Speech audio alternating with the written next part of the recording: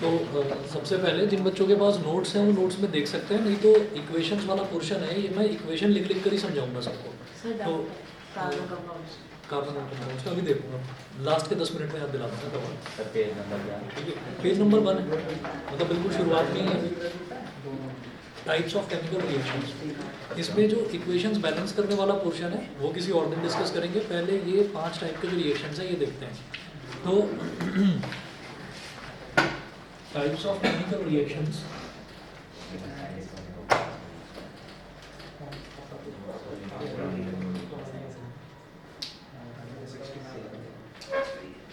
अच्छा जिन बच्चों ने पहले कर रखा है उनके लिए तो रिवीजन है, जिन्होंने नहीं करा है वो कहीं भी कोई डाउट आए तो वो पूछ लेना, चाहो तो नोट कर लेना, बाकी नोट्स में मैंने ये चीज़ दे रखी है। ये तुम्हें नोट्स दिए थे मैंने शायद, ये वाले नोट थे, ठीक है, सभी के पास है ना, सबको दे दिए थे ना, तुम्हें भी दे दिए थे, ठीक है। तो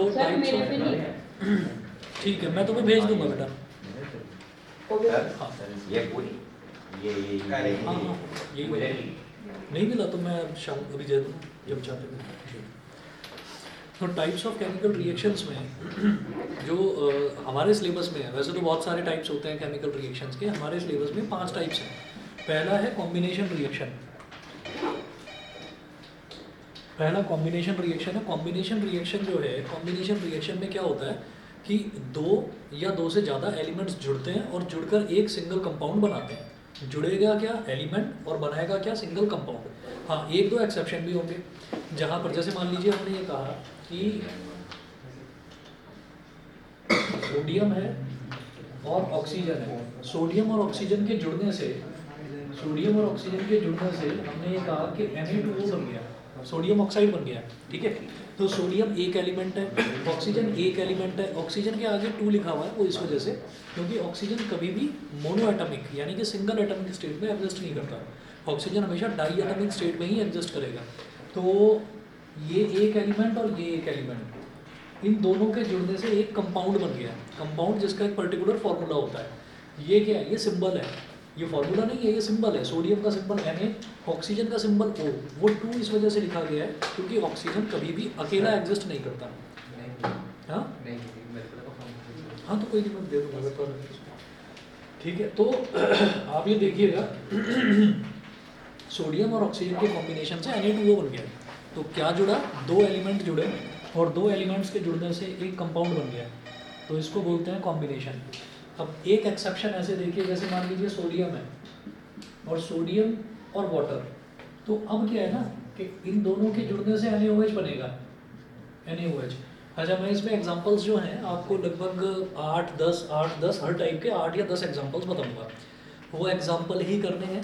कोई भी बच्चा ये ना सोचे कि उससे इधर उधर कोई रिएक्शन आ जाएगा, क्योंकि इसमें नोट्स में ना NCERT और लखमीर सिंह के सारे एग्जांपल्स इंक्लूड कर रखे हैं, इससे उधर उधर पेपर नहीं बनता। तो ये दिमाग में ना आए कि पता नहीं कोई नई और अनोखी रिएक्शन पूछ ली तो मैं क्या करूँगा, ऐसा कुछ नहीं होगा, इन्हीं में से रिएक्शन आएगी, चाहे प्री बोर्ड में चेक कर लेना आपने। अच्छा तो यहाँ पर क्या है, यहाँ पर सोडियम और H2O, यानी कि सोडियम क्या है एक एलिमेंट, H2O क्या है एक कंपाउंड। अब ये एलिमेंट नहीं है क्योंकि इसका एक फॉर्मूला है H और O, यानी कि 2 के कॉम्बिनेशन से बनने वाला एक कंपाउंड ये है। तो जब एक एलिमेंट और कंपाउंड जोड़ रहा है तब भी एक सिंगल कंपाउंड बन रहा है, तो सिंगल कंपाउंड जब बनेगा तो भाई कॉम्बिनेशन रिएक्शन होगा। तो ये एक एक्सेप्शन है, वैसे हर रिएक्शन में आपको 2 एलिमेंट जुड़ते हुए दिखाई देंगे, 2 एलिमेंट जुड़े और एक कंपाउंड बनाया। तो टाइप्स ऑफ केमिकल रिएक्शन में सबसे पहला है कॉम्बिनेशन रिएक्शन। कॉम्बिनेशन रिएक्शन अगर हमको समझ में आ गया तो डिकम्पोजिशन अपने आप ही आ जाएगा। डिकम्पोजिशन उसका जस्ट उल्टा होता है, कॉम्बिनेशन का मतलब होता है जुड़ना, डिकम्पोजिशन का मतलब होता है टूटना, ठीक। तो इनके आप एग्जाम्पल देखते चले जाओ, देखिएगा एग्जाम्पल नंबर 1, फर्स्ट एग्जाम्पल में आपने मैग्नीशियम Mg और O2, मैग्नीशियम एक एलिमेंट है, ऑक्सीजन भी एक एलिमेंट है, साथ में 2 लिखा हुआ है क्योंकि डाई एटमिक स्टेट में ही एग्जिस्ट करता है, दोनों के दोनों जुड़ जाएंगे। अच्छा जिन बच्चों को नहीं पता है वो एक काम करने पहले, ये सब कुछ करने से पहले एक काम कर लें, एक टेबल बना लें। चाहे तो नोट्स अगर अभी हैं तो नोट्स में साइड में कोई प्लेन पेपर हो तो वहाँ बना लो, या अपनी नोटबुक में बना लो। आप सबको 20 जो कॉमन एलिमेंट्स हैं उनके आपके एटॉमिक नंबर और वैलेंसी वो याद होनी चाहिए चैप्टर नंबर 1 के लिए। 20 जो कॉमन एलिमेंट्स हैं वो मैं आपको 9 से लिखवा देता हूँ। ये करने से पहले वो नोट कर लेना सभी बच्चे, आपको ऐसे लिखना है यहाँ पर। इधर लिखेंगे एटॉमिक नंबर, शॉर्ट में लिख रहा हूँ एटॉमिक नंबर, ये हो गया। इधर लिखेंगे एलिमेंट, ठीक है। इधर लिखेंगे उसका, ये ऑनलाइन वालों को दिखाई दे रहा है ना यहाँ जो मैं लिख रहा हूँ ऊपर, ठीक है। इलेक्ट्रॉनिक, ओके, इलेक्ट्रॉनिक कॉन्फ़िगरेशन, यहाँ लिखेंगे इलेक्ट्रॉनिक कॉन्फ़िगरेशन, और लास्ट में आप लिखेंगे वैलेंसी, लास्ट में लिखेंगे वैलेंसी, ठीक है। कुछ भी कोई भी बच्चा पूछ लेना, वैसे 9th क्लास का पोर्शन है ये जो मैं आपको बता रहा हूँ, लेकिन इसमें शर्माने की जरूरत नहीं है, जिसको नहीं समझ में आया दोबारा पूछ लेना, बता दूंगा। एटॉमिक नंबर जो है, एटॉमिक नंबर लाइन से लिखते चले जाओ, 1 2 3 4 5 6 7 8 9 10 11 12 13 14 15 16 17 18 19 और 20। तो ये तो लाइन से एटॉमिक नंबर हो गए। अब इनके आगे एक एक एरो लगाते जाओ।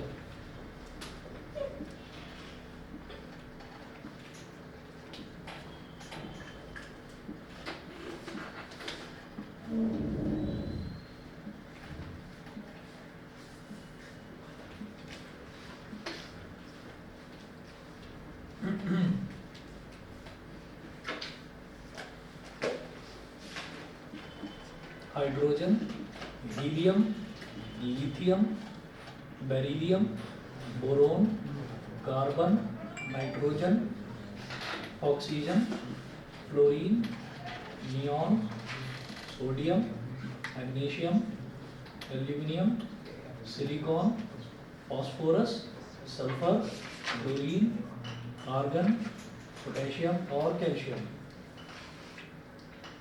ठीक है। इसी सीक्वेंस में याद कर लेंगे, हा ही लिबेब कनॉफ नी, हा ही लिबेब कनॉफ नी, ना मगाल सिप सकल और का, बस ये याद कर लेंगे। ये जिस भाषा में, मैं फिर बता रहा हूँ, आपको जो चीज़ ठीक लगे, आप इसकी कोई और एब्रिविएशन बनाकर करना चाहें तो वैसे कर लें, लेकिन मुझे स्ट्रेट ज़्यादा सही लगता है। हा ही लिबेब कनॉफ नी और लिबेब कनॉफ नी, ना मगाल सिप सकल और का, बस ये याद करना है। तो आपको 20 जो कॉमन एलिमेंट्स हैं उनके आपको एटॉमिक नंबर रखने की जरूरत नहीं पड़ेगी, जिस सीक्वेंस में हमने करा है। जैसे हा ही, तो यानी कि पहला दूसरा, ठीक है। तो उसका हा का यानी कि हाइड्रोजन का क्या हो गया 1, ही का क्या हो गया 2, ठीक है। फिर उसके बाद लिबेब कनॉफ नी, तो उंगली पर काउंट कर लेना, ली कौन से पर आ रहा है, 3 पर आ रहा है, तो 3 एटॉमिक नंबर है। बे किस पर आ रहा है, 4 पर आ रहा है, तो 4 एटॉमिक नंबर है। लिबेब कनॉफ नी, ठीक। नी यानी कि नी पर मैं ब्रेक क्यों लगा रहा हूँ, क्योंकि नी हमारा एक नोबल गैस है, ठीक है। वो अभी इलेक्ट्रॉनिक कॉन्फ़िगरेशन से समझ में आ जाएगा। तो हा ही लिबेब कनॉफ नी, नामगाल सिप सकल और का, बस इतना। तो ये आप 2-4 बार भी ना रट्टा लगा लोगे इसका, तो भूलोगे नहीं, कभी नहीं भूलोगे, ठीक। जरा देखिएगा, जैसे ये हाइड्रोजन है, अब इन सब के आगे एक एक एरो लगाते चले जाओ।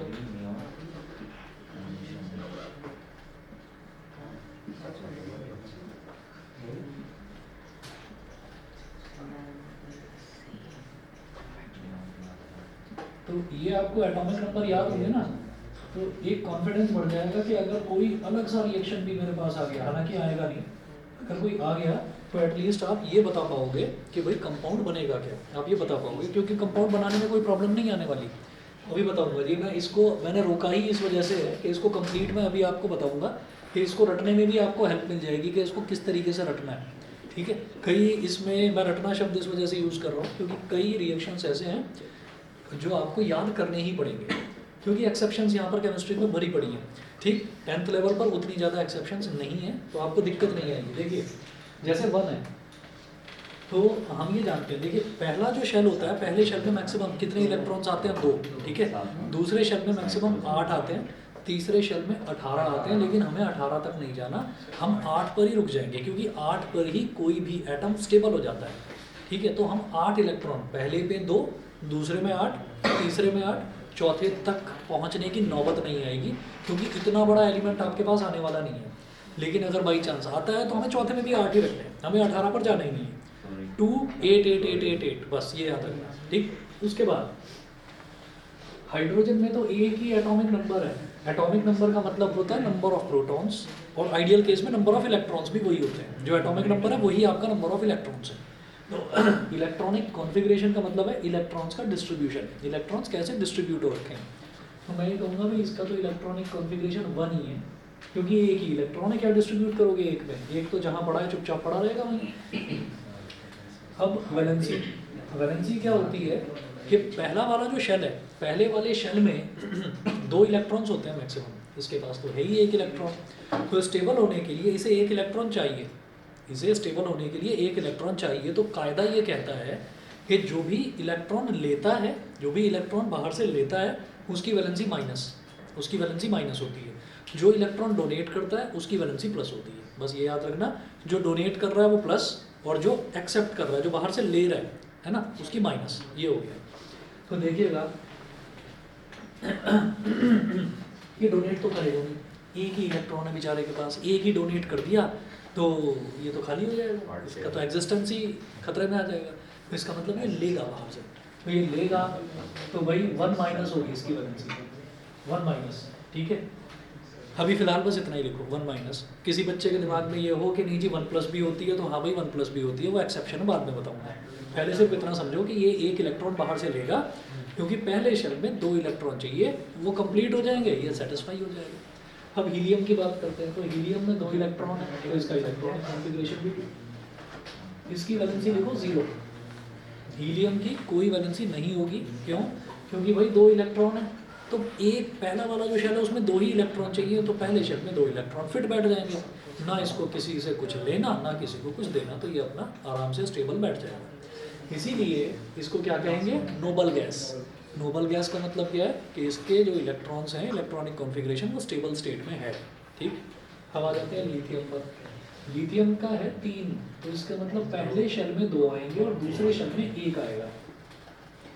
अभी जो दूसरे शेल में 1 है ना, तो दूसरे शेल में पहला वाला शेल छोड़कर बाकी जितने भी शेल हैं सब में 8 इलेक्ट्रॉन चाहिए होते हैं।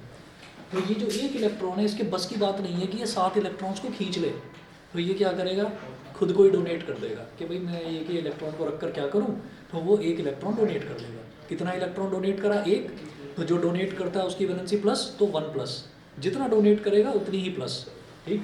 तो इसकी वैलेंसी हो गई 1 प्लस। अब आ जाओ इस पर बेरिलियम पर, ठीक। तो बेरिलियम में क्या होगा, 4 है, तो पहले शेल में 2, दूसरे शेल में 2, अगेन दूसरे शेल में 2 है, तो 6 इलेक्ट्रॉन खींचने की ताकत तो है नहीं, तो 2 ही इलेक्ट्रॉन डोनेट कर देगा। तो 2 इलेक्ट्रॉन डोनेट करे तो 2 प्लस। अब आ जाओ बोरोन पर, तो बोरोन का 5 है, 2,3, अगेन वही प्रॉब्लम, 3 है, 8 बनाने के लिए 5 इलेक्ट्रॉन चाहिए होंगे। तो अच्छा, अगर मान लीजिए कभी ऐसा क्वेश्चन आए तो आप उसको ना, ये जो मैं बार बार बोल रहा हूँ कि उसमें इतनी ताकत नहीं है कि 5 इलेक्ट्रॉन खींच ले, तो ये ना लिखकर एक शब्द लिखना होता है, due to energy considerations, due to energy considerations, बस इतना ही। तो यही चीज़ अपने आप में सब एक्सप्लेन कर देगी, ठीक। तो ज़्यादा डिटेल में तो आंसर वैसे भी नहीं लिखने होते। तो 2,3, तो हमें इस बाहर से 5 नहीं मिल पाएंगे, तो ये 3 डोनेट कर देगा, तो 3 डोनेट करे तो 3 प्लस। अब आ जाओ जी कार्बन पर, 2,4, 2,4 का मतलब ये है कि या तो 4 इलेक्ट्रॉन डोनेट कर दे या 4 इलेक्ट्रॉन एक्सेप्ट कर दे, तो 4-4 का मैच टाई हो जाएगा यहाँ पर। तो यहाँ पर कोवलेंट बॉन्ड बनता है, तो ना तो ये इलेक्ट्रॉन देता ना ये इलेक्ट्रॉन लेता, ये इलेक्ट्रॉन शेयर करता है, ठीक है। तो इसकी वैलेंसी 4, और 4 पर कुछ भी नहीं लिखेंगे, प्लस माइनस कुछ नहीं, सिर्फ 4। कभी भी आप देखना, आगे तक भी ग्रेजुएशन तक भी पढ़ेंगे, तो कार्बन की वैलेंसी सिर्फ 4 लिखी हुई दिखाई देगी, कहीं प्लस या माइनस नहीं होगा, ठीक है। इसका कोई एक्सेप्शन भी नहीं है। अच्छा, नाइट्रोजन में आ जाइए। नाइट्रोजन का है 7, तो पहले शेल में 2, दूसरे शेल में 5।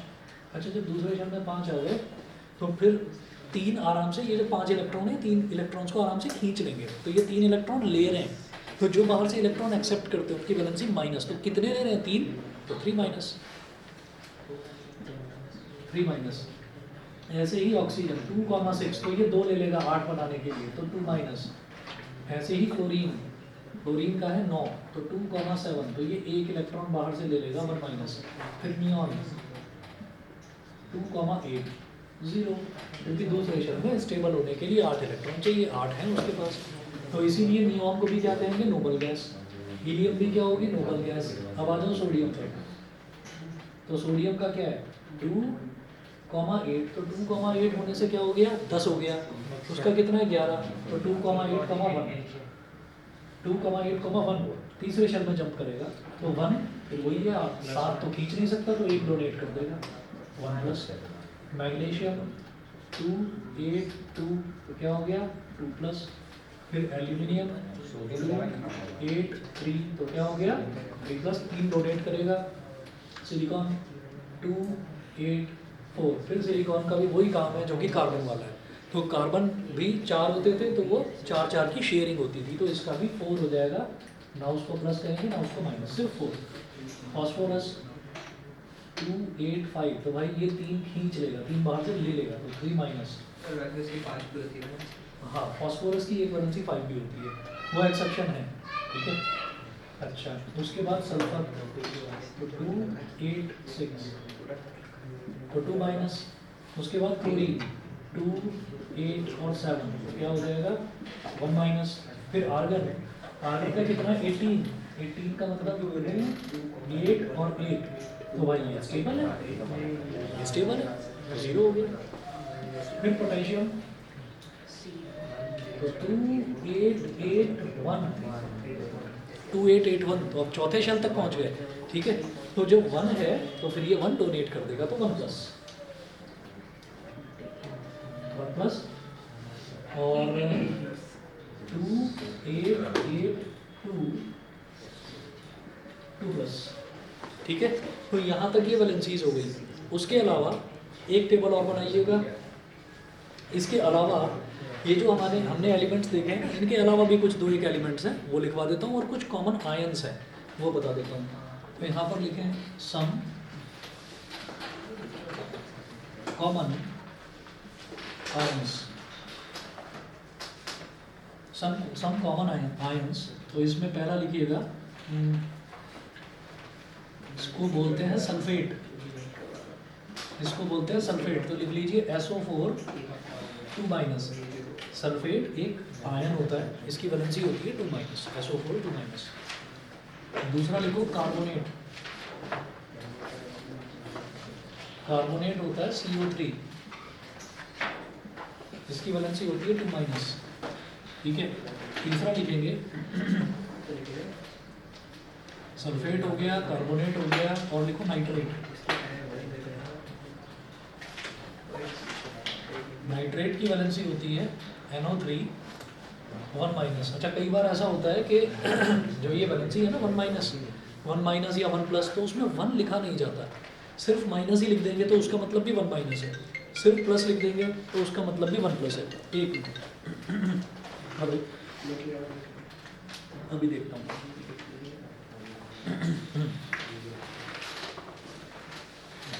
ऐसे ही एक लिखेंगे हाइड्रोक्साइड, हाइड्रोक्साइड का होता है OH और इसकी वैलेंसी होती है 1 माइनस। मैं 1 मिनट में आ रहा हूँ, प्लीज शोर मत करना।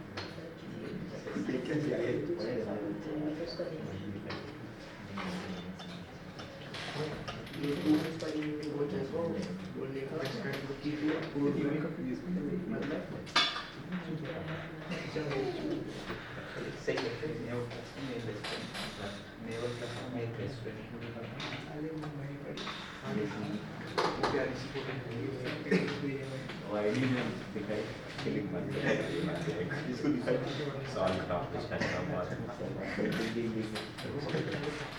नहीं आईडी नहीं दिखा रहा है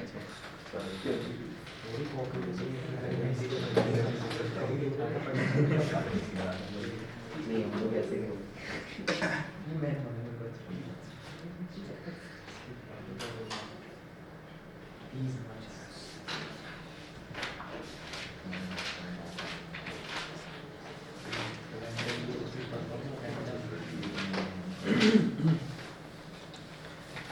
तो ये तो कुछ आयन्स हैं। इसके अलावा एक आयन और होता है अमोनियम आयन NH4 1+।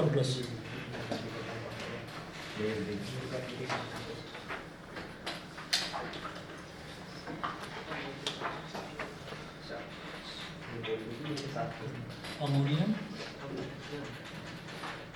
अमोनियम का लिखिएगा NH4 1+। ये हो गया, ये तो अमोनियम का हुआ। ऐसे ही कॉपर Cu2+, वैसे Cu3+ भी होता है पर उसको छोड़ो आप Cu2+ वाला लिखो बस, इसकी जरूरत पड़ेगी हमें। एक और लिखें आयरन Fe2+ और Fe3+। Fe2+ को फेरस बोल देते हैं और Fe3+ को फेरिक बोल देते हैं। 2-3 लाइनें छोड़ देना बस। इसके बाद अगर कोई और मेरे को याद आया कोई आयन तो उसमें लिखवा दूंगा। वैसे जहाँ तक मुझे ध्यान आ रहा है मैंने सारे लिखवा दिए, ठीक है। अब क्लोरीन का तो हो गया ना, यहाँ पर क्लोरीन का तो 1-, ये तो क्लोरीन का तो हो गया। सर हाँ जी बोलिए। पर सल्फाइड और क्लोराइड, सल्फाइड और फ्लोराइड की वैसे जरूरत नहीं पड़ेगी। देखो फ्लोराइड तो यही हो गया और जो सल्फाइड है सल्फाइड यहाँ पर हो गया 2-। क्लोराइड नहीं सर, क्लोराइड। हाँ नाइट्राइड नाइट्राइड की भी जरूरत नहीं पड़ेगी, जरूरत नहीं पड़ेगी बेटा, उसकी भी नहीं पड़ती जरूरत। ये बहुत है, बस इतना लिख लिया बहुत है। अगर जरूरत पड़ेगी तो बीच में नोट करवा दूंगा आपको, ठीक है। अच्छा ये नोट कर लिया हो तो बता दो, मिटा दो, ठीक है। कर दिया? अब जैसे ये है, अब मैं कॉम्बिनेशन रिएक्शन पर आता हूँ। अब ये तो जो है ये तो हमारे टूल्स हो गए। अब इसके बाद रिएक्शन कैसे कंप्लीट करी जाएगी वो आप समझ जाइएगा। ये Mg है और ये O2 है, ठीक। तो भाई मैग्नीशियम का अगर देखो उधर वैलेंसी कितनी है 2+, तो यहाँ नीचे ऐसे लिख लेंगे Mg2+। और ऑक्सीजन की वैलेंसी कितनी है 2-, ठीक है। तो क्या होता है, इसकी वैलेंसी इसके साथ लिख देते हैं और इसकी वैलेंसी इसके साथ लिख देते हैं। तो क्या बन जाएगा Mg2O2 और 2 से 2 कट गया, मतलब 2 1 2, तो क्या बचा MgO। तो ये बन गया Mg, ठीक है। तो 2 एलिमेंट्स के जुड़ने से एक कंपाउंड बन गया MgO। उसके बाद बैलेंसिंग करते रहो अपने आप। जरूरी है। हाँ बैलेंस करना जरूरी है। तो बैलेंसिंग कैसे करेंगे भाई, इधर देखिए मैग्नीशियम के आगे कुछ भी लिखा हुआ नहीं है, कुछ भी लिखा हुआ नहीं है, मतलब मैग्नीशियम के आगे 1 लिखा हुआ है। तो मैग्नीशियम का एक एटम, इधर भी मैग्नीशियम के आगे कुछ नहीं लिखा हुआ तो 1 एटम। इधर ऑक्सीजन के आगे 2 लिखा हुआ है तो ऑक्सीजन के ना 2 एटम है। लेकिन इधर ऑक्सीजन के आगे कुछ नहीं लिखा हुआ तो इसका 1 एटम है। इसका मतलब क्या है कि यहाँ पर 2 लगा दूंगा मैं, तो इधर कुछ भी नहीं लिखा हुआ यानी कि 1 है, तो 1 2 2, ऑक्सीजन का 2 हो गया। और जब भी बैलेंस करेंगे तो प्रीफिक्स करेंगे कोई भी नंबर, मतलब नंबर शुरुआत में लिखा जाएगा हमेशा बैलेंस करते टाइम। तो 2 MgO हो गया, ऑक्सीजन बैलेंस हो गया, लेकिन मैग्नीशियम का बैलेंस बिगड़ गया। मैग्नीशियम भी तो इधर कुछ भी नहीं लिखा हुआ तो 1 है, तो 1 2 2, इधर मैग्नीशियम भी सिर्फ 1 है, तो इसको बैलेंस करने के लिए यहाँ पर 2 लगा दिया। समझ गया, ठीक है। ये बैलेंसिंग हो गई। और रिएक्शन कैसे कंप्लीट करेंगे, आप बस ये देखो मैग्नीशियम की वैलेंसी कितनी नीचे लिख लो, ऑक्सीजन की वैलेंसी कितनी नीचे लिख लो, और फिर इसकी वैलेंसी इसके साथ, इसकी वैलेंसी इसके साथ, बन गया कंपाउंड आपका, ठीक है। तो ये पहला एग्जांपल कॉम्बिनेशन का। दूसरा एग्जांपल देखते हैं, ये मिटा रहा हूँ नीचे से।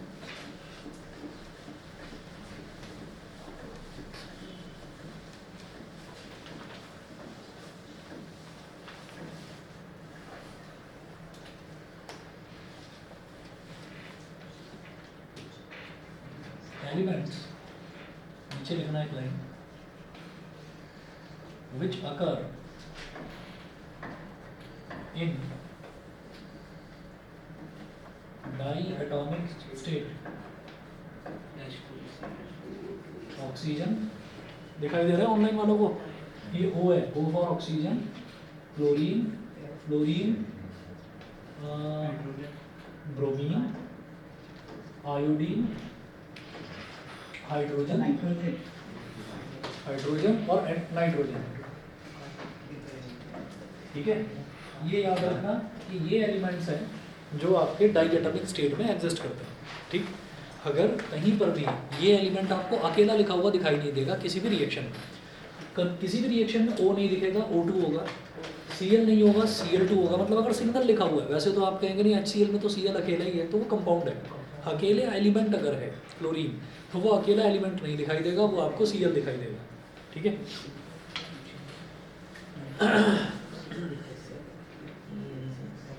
क्लोरीन, क्लोरीन, ब्रोमीन, आयोडीन, ये तो है ही।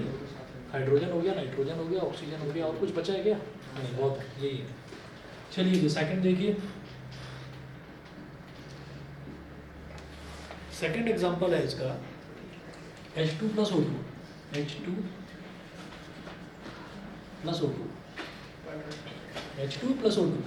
तो इसका मतलब फिर वही है, हाइड्रोजन अकेला तो एग्जिस्ट करेगा नहीं, तो इसलिए H2 है। ऑक्सीजन अकेला एग्जिस्ट नहीं करेगा, इसलिए O2 है।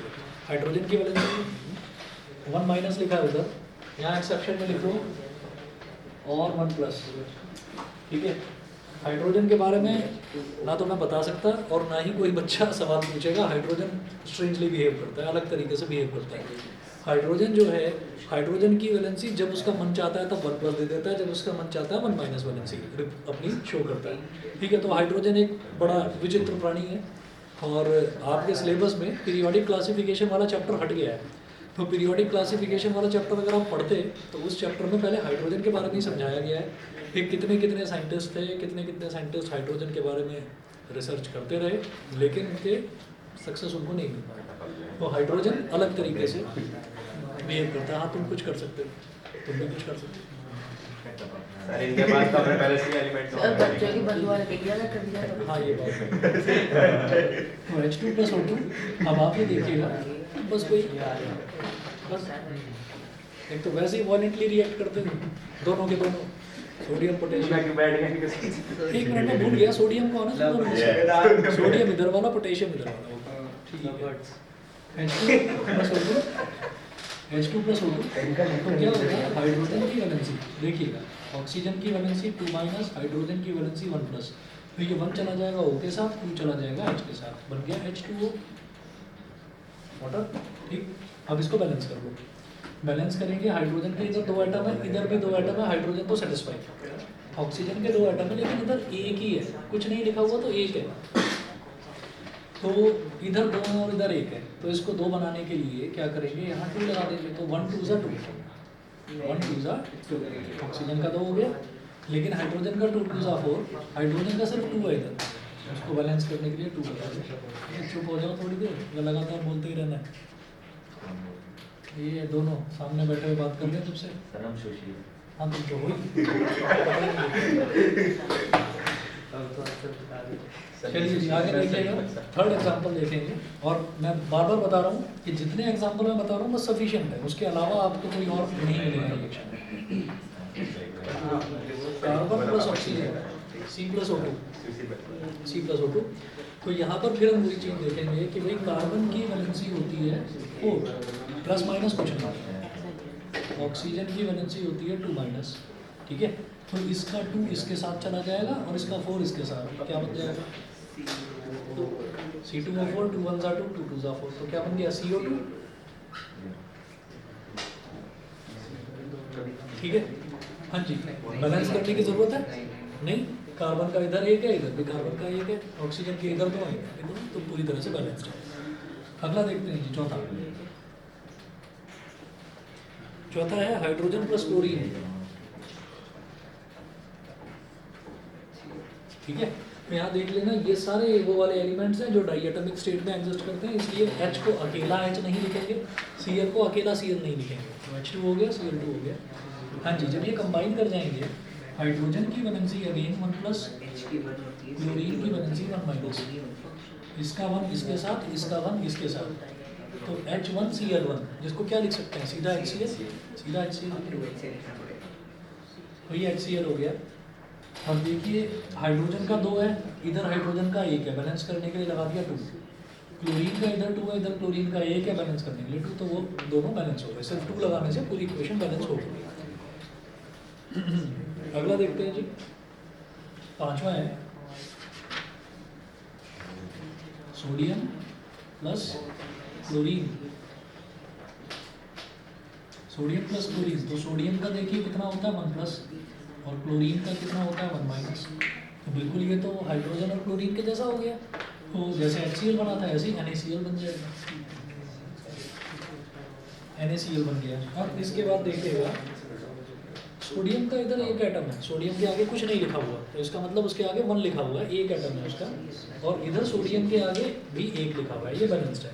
क्लोरीन का इधर 2 है, इधर 1 है, तो इसको बैलेंस करने के लिए मुझे यहाँ 2 लगाना पड़ेगा, तो 1 2 ज़ा 2 क्लोरीन का हो गया।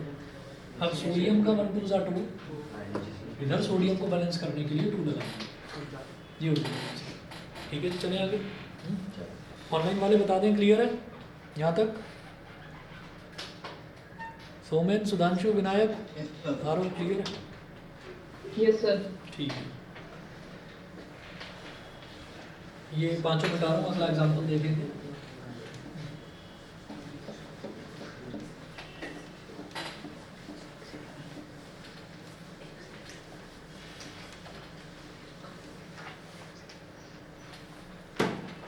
चलिए जी, अगला देखते हैं आयरन और सल्फर। Fe plus S. ठीक, तो इसमें क्या है कि हमारे पास जो आयरन है ना, आयरन का मैंने अलग से लिखवाया था कि उसकी वैलेंसी 2 प्लस होती है। ठीक है, Fe2 प्लस, जो अलग से कॉमन आयंस लिखवाए थे उसमें आयरन और कॉपर लिखवा दिया था। सल्फर का देखिए कितना 2 माइनस। ठीक है, अच्छा, आयरन की वैलेंसी 3 प्लस भी होती है, तो वो जो है जब ऑक्सीजन के साथ कंबाइन करता है तब 3 प्लस वैलेंसी शो करता है, Fe2O3। ठीक है, तब करेगा 3 प्लस वैलेंसी शो, नहीं तो वैसे तो वो हमारा हर जगह जो है वो 2 ही वैलेंसी शो करेगा आयरन। ऑक्सीजन के साथ कंबाइन करते हुए 3 करता है शो। फेरिक, ये फेरस है। तो अब क्या होगा कि भाई इसकी भी 2 और इसकी भी 2, तो ये क्या बन जाएगा Fe, इसकी 2 इसके साथ आ गई Fe2, इसकी 2 इसका Fe2 SO2, 2 1 जा 2 2 1 जा 2, तो ये क्या बन गया FeS बन गया।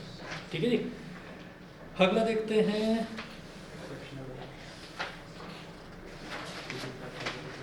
अब जो अगले 3-4 एग्जांपल्स हैं वो वाले एक्सेप्शंस हैं जिसमें हम ये देखेंगे कि यहाँ पर क्या हो रहा था। इन 6 के 6 एग्जांपल्स में हमने ये देखा कि 2 एलिमेंट्स जुड़ रहे थे और 2 एलिमेंट्स जुड़कर एक सिंगल कंपाउंड बना रहे थे। अब क्या होगा, 2 कंपाउंड या एक एलिमेंट और एक कंपाउंड जुड़ेंगे और वो भी जुड़कर एक ही कंपाउंड बनाएंगे, रिजल्ट में बनेगा एक ही कंपाउंड। कॉम्बिनेशन का बेसिक डेफिनेशन ये है कि रिजल्ट में बनेगा एक ही कंपाउंड, दोनों जुड़ जाएंगे और एक सिंगल कंपाउंड बना देंगे। तो चलिए 7th देखते हैं। 7th है CaO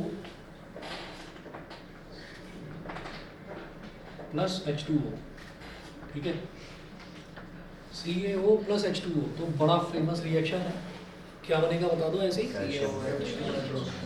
CaOH होल ट्वाइस। ठीक है, इसको क्या बोलते हैं, रिक्लाइन, और इसको क्या बोलेंगे, स्लेक्ट लाइन। ठीक है, और इसकी पहचान क्या है कि इसको अगर आप लेंगे किसी टेस्ट ट्यूब में और फूंक मारेंगे, बस एक बार, बस इतना करना है, ये नहीं कि फूंक ही मारते जा रहे हो लगातार, बस एक बार फूंक मारेंगे तो कार्बन डाइऑक्साइड, आपके मुंह से कार्बन डाइऑक्साइड निकल रही है, तो ये क्या होगा, ये वाइट कलर का कन्वर्ट हो जाएगा, पूरा मिल्क के जैसा हो जाएगा। ठीक है, तो ये स्लेक्ट लाइन हो गया। ये वही है, रेलवे स्टेशन पर चाय इसी की बनती है। ठीक है, मजाक नहीं है, सच बता रहा हूँ। इसकी वाइट पेंट की तो इसी वजह से पेरेंट्स कहते हैं ना, बेटा इधर उधर का बाहर का मत खाना, है ना, वो इसीलिए बोलते हैं। तो अब मैं जाने कितने ऐसे पेपर में भी एग्जांपल आए, न्यूज़पेपर में बहुत एग्जांपल्स ऐसे आए। मैं बता रहा हूँ आपको, मैं बता रहा हूँ, ये सिंथेटिक मिल्क नहीं सुना क्या कभी? सिंथेटिक मिल्क नहीं सुना, तो वो ऐसे ही किस तरह नकली मैंने नहीं सुना। तो वो जो है वो कभी यूरिया मिलाकर बना देते हैं, सर बस बस हो गया और पी लो चाय की चुस्की। अच्छा, और ये है क्या, ये वो वाला कंपाउंड है जो कि वाइट वॉश में यूज होता है, क्विक लाइम। तो वाइट वॉश में क्या करेंगे, तो इसको पानी में मिला दिया और पानी में मिलाकर फिर ये एक पेस्ट तैयार हो जाता है। कौन सा पेस्ट? वही जो पान वाला चूना लगाता है ना, उसके ऊपर पत्ते को कर सब वो तो पता। सर कितनी रिसर्च करी आपने? अरे ये क्वेश्चंस आते थे भाई इसके। पढ़ाते हो किधर है? मैं ICSE बोर्ड से हूँ, तो मेरे में ये इस तरीके के क्वेश्चंस बहुत आते थे, वहाँ प्रैक्टिकल अप्रोच लेकर चलते थे। हमारे में तो सर एक बात बताओ, स्नेक प्लांट का जो CO2 का रिएक्शन होता है उसमें क्या बोलते हैं, कार्बन बनता है, कैल्शियम कार्बन रहेगा, हाँ। कैल्शियम कार्बन बनता है और H2O बनता है। तो वो भी तो कॉम्बिनेशन है, पर उसके दो रिजल्ट आ रहे हैं। नहीं, उसमें क्या है कि उसमें ना बाई प्रोडक्ट आता है, तो कई रिएक्शंस ऐसे हैं जिसमें बाई प्रोडक्ट में वाटर आ सकता है। अच्छा, बाई प्रोडक्ट में वाटर ऐसे भी होता है कि वो वाटर दिखाई नहीं देगा आपको, वो गीला होगा, गीला होगा तो हम कहेंगे वाटर की प्रेजेंस है। बस इतना हो गया ये चीज़। चलिए इसके बाद, अच्छा ये समझ में तो आ गया ना, ये CaOH होल ट्वाइस। तो इसमें आप ये सोचो कि हम इस तरह से दिखाएं कि इसकी वैलेंसी क्या है और इसकी वैलेंसी क्या है। तो मैंने आपको बताया जो शुरुआत के 6 रिएक्शंस हैं, तो ऐसे रिएक्शन जिसमें एक एक एलिमेंट दे रखा है वो तो आ सकते हैं कि कंप्लीट द फॉलोइंग रिएक्शन करने को आ जाए, लेकिन ये वाले जो रिएक्शंस हैं, ये वाले रिएक्शंस लर्न ही करने पड़ेंगे, ये वाले लर्न ही करने पड़ेंगे आपको, क्योंकि इसमें ऐसा नहीं है कि इसकी वैलेंसी CaO की क्या है और H2O की वैलेंसी क्या है, दोनों कंपाउंड है, जुड़कर कैल्शियम हाइड्रोक्साइड बन गया है। तो ये आपको लर्न करना है। 8वां देखो, 8वां एग्जाम्पल है NH3 + HCl। NH3 + HCl ये बन जाएगा NH4Cl, अमोनियम क्लोराइड। अच्छा, बैलेंस देखना, बैलेंस है क्या? अच्छा, इसका भी नहीं देखा हमने कि ऑक्सीजन के इधर 2 हैं, इधर ऑक्सीजन का 1 है और 1 2 2, ऑक्सीजन बैलेंस, हाइड्रोजन बैलेंस, सब कुछ बैलेंस। इधर नाइट्रोजन का 1 है, हाइड्रोजन के 4, ठीक है, ये भी बैलेंस है। फिर वो अमोनिया है ना, ये अमोनिया है, अमोनिया गैस, ठीक है, और ये HCl तो पता ही है। चलिए जी, उसके बाद देखेंगे CO + O2। CO + O2, तो CO होता है कार्बन मोनोऑक्साइड, जब उसमें ऑक्सीजन का और एडिशन हो जाता है तो कार्बन डाइऑक्साइड बन जाता है, CO2। बैलेंस कर दीजिए, कार्बन का 1, कार्बन का 1, ऑक्सीजन के 3 है इधर, लेकिन इधर ऑक्सीजन का 2 है, तो क्या करेंगे, इधर 2 लगा देंगे, तो 2 2 4 हो गया, और इधर भी 2 लगा दोगे, तो ऑक्सीजन का 1 2 2, 2 + 2 4, और इधर 2 2 4, कार्बन का 1 2 2, कार्बन का ऑटोमेटिकली 1 2 2 होगा। तो ये पूरी तरह से बैलेंस होगा। हाँ, 10th देखिए, 10th में है sulphur dioxide, SO2 + O2। SO2 + O2 क्या बन जाएगा, सल्फर ट्राइऑक्साइड। सल्फर डाइऑक्साइड होता है SO2, और O2 ये हो जाएगा सल्फर ट्राइऑक्साइड, ठीक है। अच्छा, इसका भी एक आपको हिंट बता देता हूँ कि सर्दियों में, जैसे अब सर्दियाँ चल रही हैं, तो जब कोहरा पड़ता है, कोहरे को फॉग बोलते हैं, फॉग के साथ जब एटमॉस्फेयर में पॉल्यूटेंट्स ऐड हो जाते हैं, तो ये बहुत ही ज़्यादा हार्मफुल पॉल्यूटेंट होता है SO2। तो आपको कई बार कोई भी फिजिकल ट्रेनर होगा, तो जिसको थोड़ा बहुत भी ज्ञान होगा, तो वो आपको ये बता देगा, हाँ वो भी ज़रूरी है, तो कोई भी बन जाता है। तो ये जो भी अच्छा फिजिकल ट्रेनर होगा वो आपको ये बता देगा कि अगर कोहरा पड़ रहा है तो आपको रनिंग नहीं करनी है। क्यों नहीं करनी है? सुबह के टाइम जनरली लोग होते हैं ना, सुबह के टाइम रनिंग करने जाते हैं, तो वो कोहरे में क्या होता है कि जो एटमॉस्फेयर में पॉल्यूटेंट्स हैं वो मिक्सअप होकर सल्फर डाइऑक्साइड बना देते हैं। बहुत हार्मफुल गैस है, मतलब कैंसर का एक बहुत बड़ा रीज़न है ये SO2। अच्छा, फिर उसके बाद क्या होता है कि धीरे धीरे जब कंडेंसेशन हो जाता है, मतलब जब धूप निकलने लगती है, धूप निकलने के बाद में फिर ऑक्सीजन कंटेंट बढ़ता है एटमॉस्फेयर में।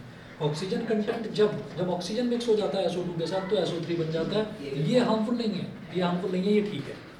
ये ठीक है।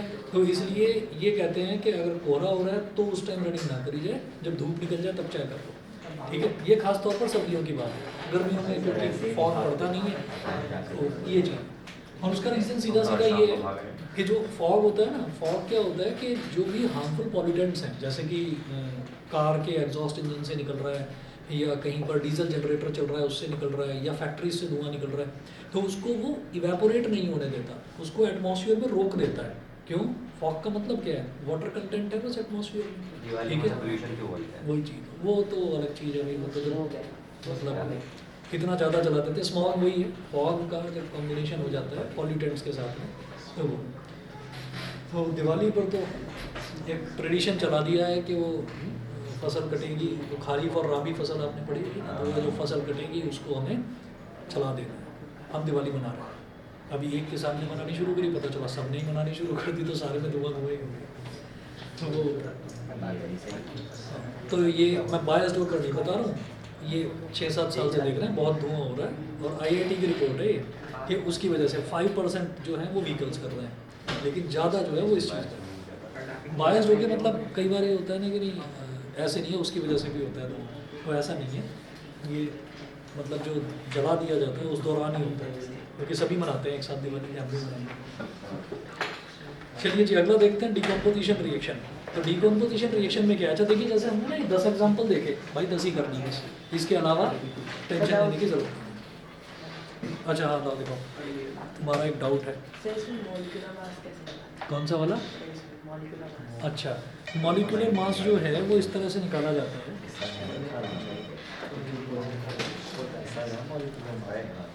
जैसे CH3OH है और C2H5OH है। मैं इसका बता देता हूँ, बाकी आप अपने आप कर लेना। तो कार्बन का जैसे CH3OH लिखा हुआ है, CH3OH लिखा हुआ है, तो कार्बन का एटॉमिक मास होता है 12, ठीक है, तो ये हो गया 12। हाइड्रोजन का होता है 1, और हाइड्रोजन के कितने एटम है? 3 है, तो 1 × 3, प्लस ऑक्सीजन का होता है 16, प्लस हाइड्रोजन का होता है 1, तो ये कितना हो जाएगा? 12 + 3 15, 15 + 17 ये हो गया 32। एटॉमिक मास यूनिट होती है U, 32U। फिर अगला दिया C2H5OH, C2H5OH, वो होमोलॉगस सीरीज वाला पूछ रहा है। होमोलॉगस सीरीज में बताते हैं ना कि दो मतलब कॉन्जिक्यूटिव होमोलॉग्स में 14 का होता है, CH2 का 14।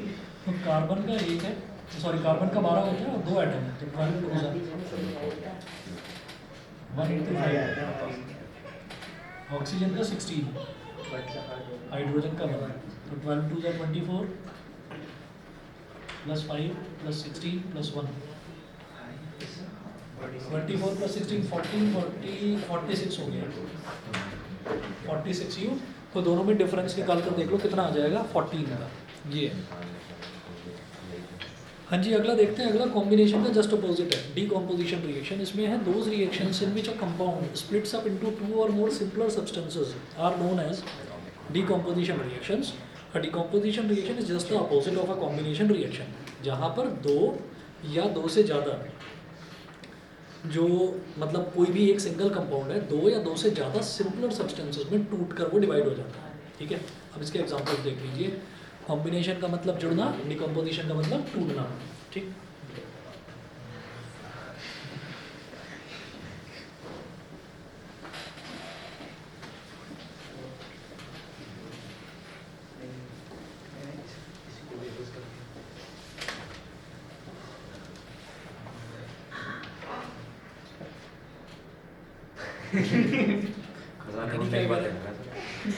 कौन हो रहा बेहोश? बोला था ना तुमने, कह रहा कि कोई बेहोश हो गया, काम करेगा, पता नहीं कह रहा कोई बेहोश हो कल गया। तो 8 उठानी है। इसकी उठाएंगे, बता दे भाई बस 2 मिनट पता नहीं उल्टी सीधी बात है। तू इसे कहाँ क्या से? खेलेगा? ये कह रहा है कि बेहोश होना, वो कह रहा है उल्टी क्या। बात चल रही है, बेहोश इसको बना तेरे को क्यों ना भाई, वो तेरी फैंटेसी। बेहोश इसको करना तुम कर लो भाई, अपना काम कर लेना बाहर।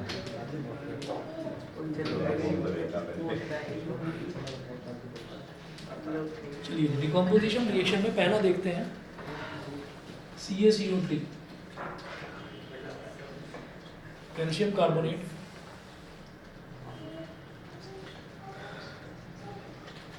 अच्छा, ये ना एक एरो बनाकर उसके ऊपर ट्रायंगल बना देते हैं, इसका मतलब होता है किसी भी चीज़ को हीट करना। तो ये जो डिकम्पोजिशन है ना, डिकम्पोजिशन 3-4 तरीके से होता है। एक तो ये होता है कि कुछ चीज़ें ऐसी हैं कि उनको धूप में हमने रखा, धूप में रखा तो जो सनलाइट पड़ रही है ना, सनलाइट से ही वो टूट गया, 2 सिमिलर सब्सटेंसेस में टूट गया, तो उसको बोलते हैं फोटोलिटिक डिकम्पोजिशन। ठीक है, फोटोलिटिक जो जिसमें धूप पड़ती है, धूप से वो सिल्वर ब्रोमाइड है ना। हाँ, और जैसे ये वाला है, ये हमारा हो जाएगा थर्मल डिकम्पोजिशन। थर्मल मतलब सिर्फ आपने उसको गर्म करा और वो 2 पार्ट्स में स्प्लिट हो गया। तीसरा होता है हाइड्रोलिटिक या हाइड्रोलिसिस बोलते हैं उसको सिंपली। उसमें क्या है कि किसी में भी आपने वाटर मिक्स कर दिया तो वो सिमिलर सब्सटेंसेस में टूट गया। और इसके अलावा इलेक्ट्रोलिटिक हाइड्रोलाइसिस तो था। एक इलेक्ट्रोलिटिक, हाँ हाइड्रोलाइसिस तो पढ़ा है। एक एग्जांपल आएगा उसका, वो भी बता दूँ। ठीक है,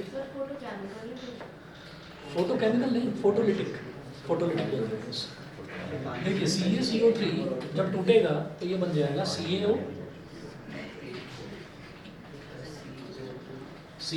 प्लस CO2। ठीक है, ये पहला हो गया CaO प्लस CO2। उसके बाद दूसरा लर्न करना है भैया, दूसरा वाला, दूसरा एग्जांपल देखिए KClO3। अच्छा देखना बैलेंस है कि नहीं है, चलो बैलेंसिंग को चेक कर लेना।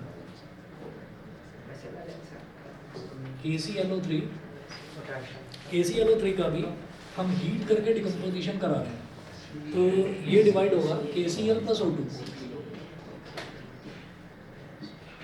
KCl प्लस O2 रिएक्शन जब याद करेंगे ना तो ऐसे याद करना है, KClO3 डिकम्पोजिशन जब होगा तो KCl प्लस O2 मिलेगा, ऐसे बोल बोल कर याद करना है इसको। 8 या 10 एग्जाम्पल्स हैं इसमें भी। और वो मत करना कि इसकी बैलेंसिंग भी साथ में रट रहे हैं, बैलेंसिंग तो खुद ही कर लेना होगा। सर KCl3 के आगे 2 आ जाएगा, इसके आगे तो 2 आएगा, वहाँ भी 2 आएगा, KCl के आगे भी आएगा, KCl के आगे सर 2 आएगा, यहाँ पे 2, वहाँ पे 3 आएगा। ठीक है ना, कर लेना। जिन बच्चों को नहीं आता वो चाहे मेरे से सेपरेटली पूछ लें, और बाकी एक बार चाहे खुद प्रैक्टिस कर लेना जाकर, नहीं आए तो पूछ लेना, से बता दूँ। थर्ड पार्ट देखिएगा, थर्ड पार्ट में है FeSO4।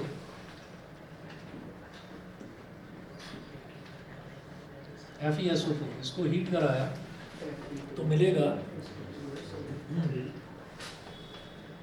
Fe2O3 plus SO2 plus SO3। ठीक है, याद करना होगा। ये अभी तीनों ही जो रिएक्शन है इनमें कोई लॉजिक नहीं है ना, तो ये तीनों ही याद करना है। चौथा देखिए सर वो SO2 और SO3 गैसेस होंगे, हाँ दोनों की दोनों कैसे। फोर्थ है PbNO3 whole twice lead nitrate.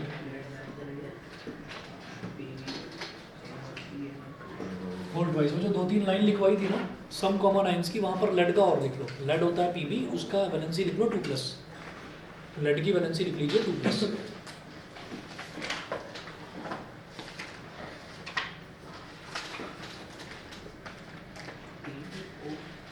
ये मिलेगा PbO NO2 प्लस O2, ये होगा। बैलेंसिंग अपने आप करना। जिनके पास नोट्स हैं पेज नंबर 4 पर है ये वाला एग्जाम्पल।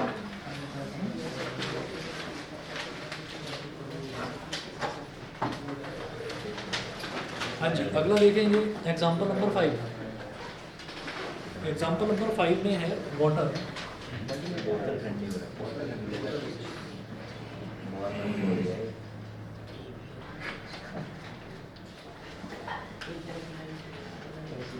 इलेक्ट्रिसिटी अगर पास करा दी तो क्या मिलेगा, H2 प्लस O2।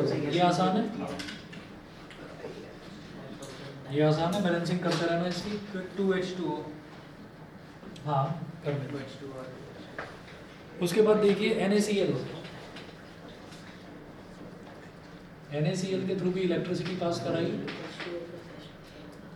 तो ये भी आपका आसान है, वही बन जाएगा Na प्लस Cl2 जो कि क्लोरीन सिंगल एटॉमिक स्टेट में यानी कि मोनो एटॉमिक स्टेट में एग्जिस्ट ही नहीं करता। सातवां देखिए, सातवां एग्जांपल है एल्यूमिनियम का Al2O3। तो इसके थ्रू भी आपने इलेक्ट्रिसिटी पास कराई, ये भी आसान है। एल्यूमिनियम अलग हो जाएगा और O2 अलग हो जाएगा। ठीक है, कर लेना बैलेंस। उसके बाद अगला देखेंगे सिल्वर क्लोराइड, 8वां सिल्वर क्लोराइड। तो क्या हो गया? सर वैसे हाइड्रोलिसिस का हमारे को एग्जांपल है नहीं। कौन सा वाला? हाइड्रोलिसिस का वाटर के थ्रू हाइड्रोलिसिस का किताब ही नहीं। हाइड्रोलिसिस का नहीं है, सही कह रहे हो, हाइड्रोलिसिस का नहीं है, लाइट वाला ही है बस। अगले दो लाइट के हैं जो सिल्वर के उसमें होते हैं।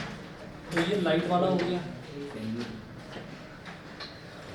तो इसमें भी क्या बनेगा? Ag plus Cl2। ठीक है, बैलेंसिंग नहीं करवा रहा हूँ, बैलेंसिंग अपने आप करना। और इसी तरीके से सिल्वर ब्रोमाइड 9 AgBr, तो ये भी टूट कर Ag प्लस Br2। Br2 क्यों? क्योंकि क्लोरीन ब्रोमीन आयोडीन फ्लोरीन, ये जितने भी ईन वाले हैं इन सब के आगे तो 2 लगना ही लगना है। ठीक है, तो ये 9 एग्जांपल्स हैं। इनमें आप ये देख लो, याद करने वाले ये शुरुआत के 4 हैं, बाकी समझ में आ जाएगा। H2O टूट कर क्या बनेगा? Hydrogen oxygen. NaCl टूट कर सोडियम क्लोराइड। ठीक है, Al2O3 टूट कर aluminium oxygen. AgCl AgCl2 AgBr2।